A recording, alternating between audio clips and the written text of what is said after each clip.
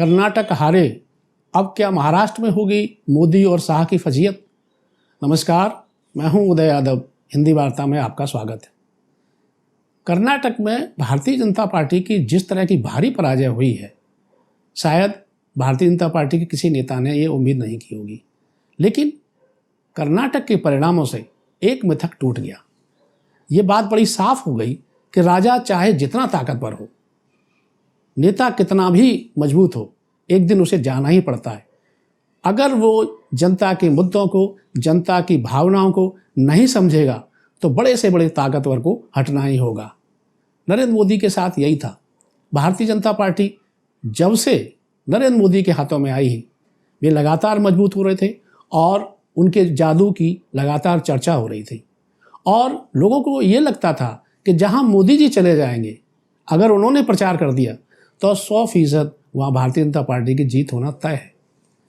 इसीलिए जब कर्नाटक में कांग्रेस का धुआंधार प्रचार शुरू हुआ और भारतीय जनता पार्टी में भगदड़ शुरू हुई, राहुल गांधी और प्रियंका गांधी ने जब वहाँ अपनी रैलियाँ, अपनी सभाएं करनी शुरू की, तो भारतीय जनता पार्टी की चिंताओं के बीच अमित शाह और प्रधानमंत्री मोदी ने अपने दौरे बढ़ाए, अपनी सभाएं बढ़ाईं और उन्होंने उन मुद्दों को भी हवा देना शुरू किया जो वे हमेशा दूसरे राज्यों में देते हैं और जहां उन्हें उसका फ़ायदा मिलता है, यानी धर्म का सवाल, मुसलमानों का सवाल और इस तरह से जातीय और धार्मिक भेदभाव के सवाल को उनकी सभाओं में उनके नेताओं ने इस तरह पेश करना शुरू किया कि उन्हें लग रहा था कि हमारी पार्टी की, हमारी सरकार की वापसी तय है। लेकिन कर्नाटक की जनता कुछ और ही तय कर बैठी थी। हमने अपने पिछले वीडियो में भी ये बताया था कि लिंगायत, मुस्लिम और कुछ समुदाय पूरी तरह कांग्रेस के साथ आ रहे हैं, लेकिन बोका लिंगाओं के बारे में हमें भी जानकारी नहीं थी। हम भी शायद आकलन करने में भूल गए। इस चुनाव में जो रिजल्ट आया है उससे ये साफ हो गया कि कांग्रेस को समाज के, कर्नाटक के समाज के सभी वर्गों का भारी समर्थन मिला। इतना मिला कि 1989 के बाद पहली बार कांग्रेस इतना वोट प्रतिशत हासिल करने में सफल हुई है। इससे जहां भारतीय जनता पार्टी दक्षिण भारत में बुरी तरह से कमज़ोर होगी, वहीं कांग्रेस को संजीवनी मिल गई है। अब दक्षिण भारत के राज्यों में कांग्रेस बेहद मजबूत होगी, जिसका अगले लोकसभा चुनाव में प्रभाव पड़ेगा। इस चुनाव से कांग्रेस नेता प्रियंका गांधी भी मजबूत होकर उभरी हैं। उन्होंने हिमाचल में जिस तरह प्रचार किया था और वहाँ जेपी नड्डा के राज्य में भारतीय जनता पार्टी को पूरी हार का सामना करना पड़ा था, वही भूमिका, वही दौरे, वही तेवर प्रियंका गांधी के कर्नाटक में भी देखने को मिले।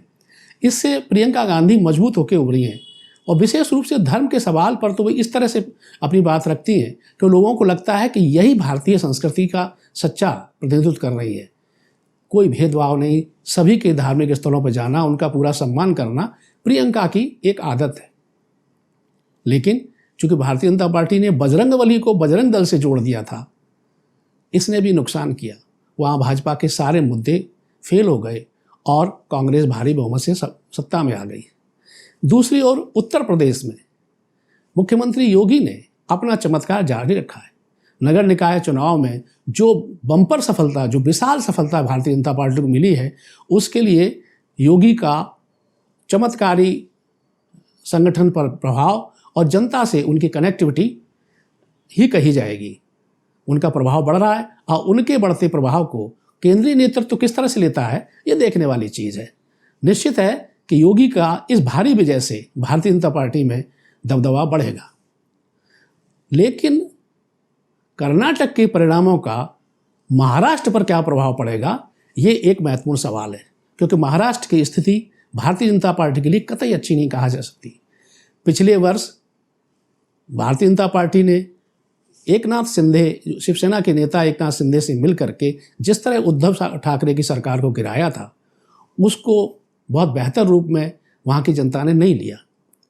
30 अप्रैल को वहाँ मंडी उत्पाद समितियों के चुनाव हुए थे, जिनसे साफ हो गया था कि भले ही एकनाथ शिंदे और फडणवीस की सरकार वहाँ हो, लेकिन जनता के बीच पकड़ अब भी उद्धव ठाकरे गुट की है।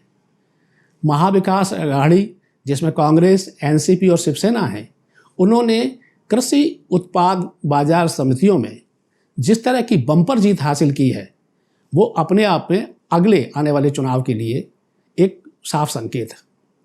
इन समितियों का महाराष्ट्र में वही प्रभाव है जैसे उत्तर प्रदेश या उत्तर भारत में कोऑपरेटिव सोसाइटीज है। वहाँ ये और ज़्यादा मजबूत है। जिस दल का बाजार समितियों पर प्रभाव होता है, पकड़ होती है, वो उतना ही जनता के बीच गहराई से जुड़ा होता है। हालत यह है कि अभी जो चुनाव हुआ वो 147 सीटों पर हुआ था, जिसमें महाविकास अघाड़ी को 81 सीटें मिली और भारतीय जनता पार्टी शिंदे गुट को 42 सीटों पर। यहाँ सबसे महत्वपूर्ण ये है कि महाविकास अघाड़ी के तीनों ही दल यानी उद्धव ठाकरे गुट, एनसीपी और कांग्रेस अलग अलग चुनाव लड़ रहे थे, वे मिलकर चुनाव नहीं लड़े थे। इसके बावजूद शिंदे गुट के दादा भूसे, संजय राठौर और इस तरह के कई बड़े नेता अपने क्षेत्रों में अपने पैनल को जिताने में विफल रहे। भारतीय जनता पार्टी की पंकजा मुंडे जैसी वरिष्ठ नेता अपने पैनल को नहीं जिता पाई, उन्हें अपने इलाके में बुरी हार का सामना करना पड़ा। एक भारतीय जनता पार्टी की सांसद है नवनीत राणा, वो उद्धव ठाकरे पर बहुत तंज कसती थी, बहुत हमले करती थी, लेकिन उनका और उनके विधायक पति का जो पैनल था वो अमरावती जिले में साफ हो गया। इससे स्पष्ट है कि वहाँ की जनता उद्धव ठाकरे गुट के साथ है। आने वाले चुनाव में, आने वाले दिनों में भारतीय जनता पार्टी इस स्थिति को भांप कर कोई उचित कदम उठाती है या नहीं, ये देखने वाली बात होगी। इसी बीच शिंदे गुट और उद्धव ठाकरे के बीच जो मामला सुप्रीम कोर्ट में चल रहा था, उस पर सुप्रीम कोर्ट ने जो फैसला दिया है वो भी बेहद महत्वपूर्ण है।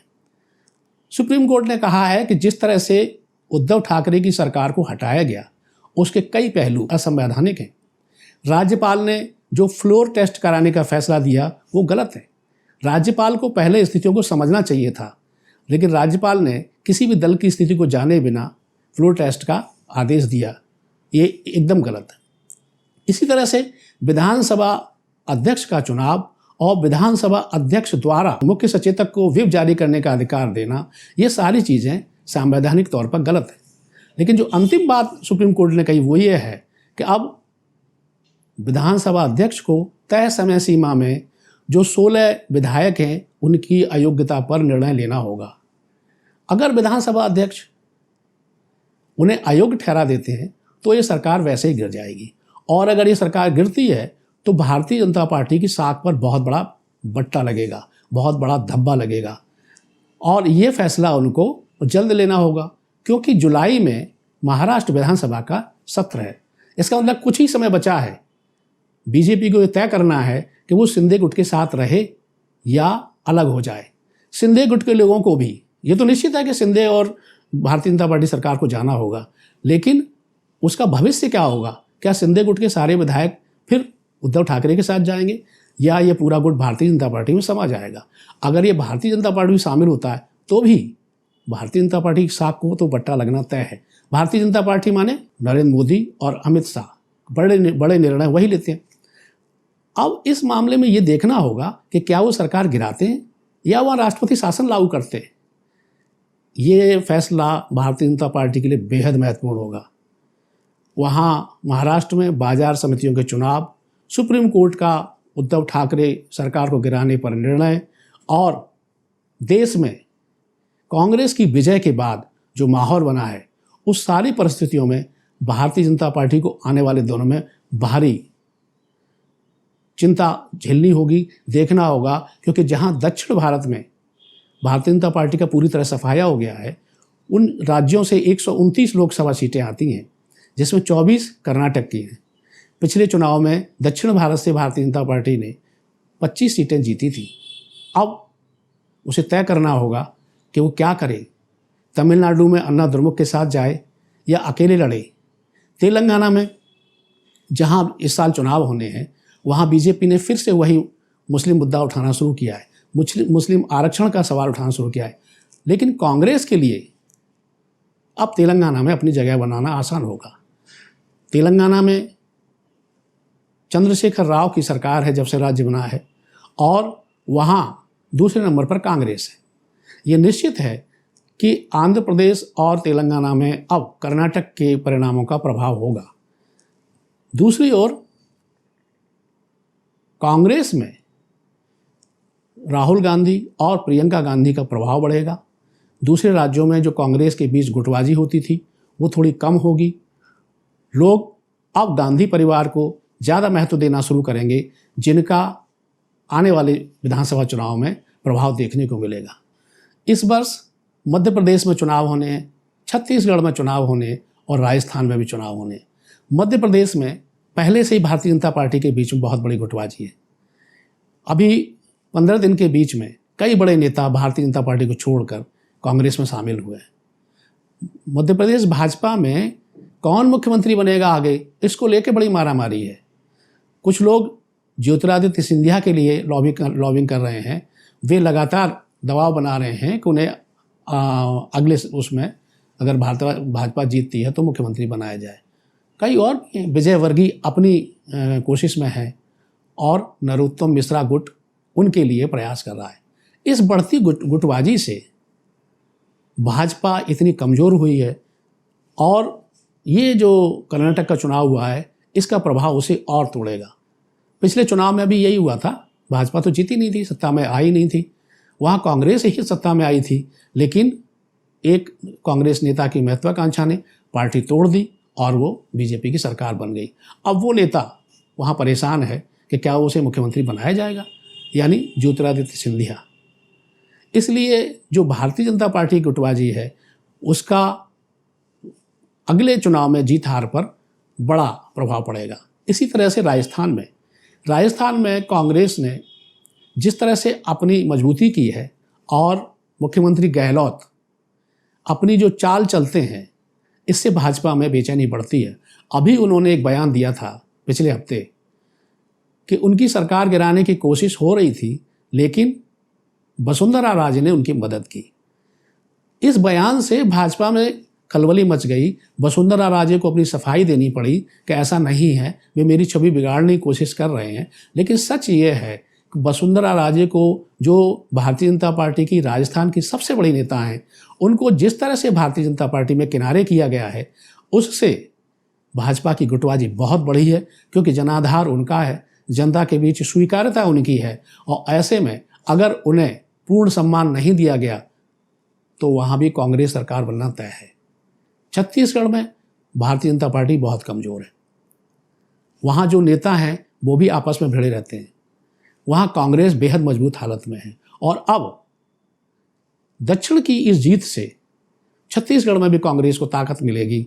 और ये 3 राज्य ऐसे हैं कि जहाँ अगर कांग्रेस आती है तो नरेंद्र मोदी का तख्त हिल जाएगा, उसका बुरा प्रभाव पड़ेगा।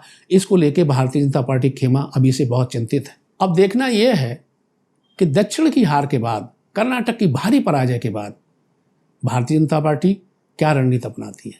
मुसलमानों के प्रति उनकी भाषा, उनकी रवैया, उनकी सोच वही रहती है जो अब तक है, या उसमें बदलाव करते हैं? क्या वो थोड़ा डाइल्यूट होते हैं? उन्हें लगेगा कि ये फैसला हमारा ठीक नहीं था। केरला स्टोरीज जैसे प्रयोग जिनको वो अपने राज्यों में बच्चियों को मुफ्त में दिखा रहे हैं, इससे क्या समरसता बढ़ रही है? ऐसे प्रयोग वो कई करते रहे हैं। लगभग हर साल कोई एक ऐसा मुद्दा आता रहा है।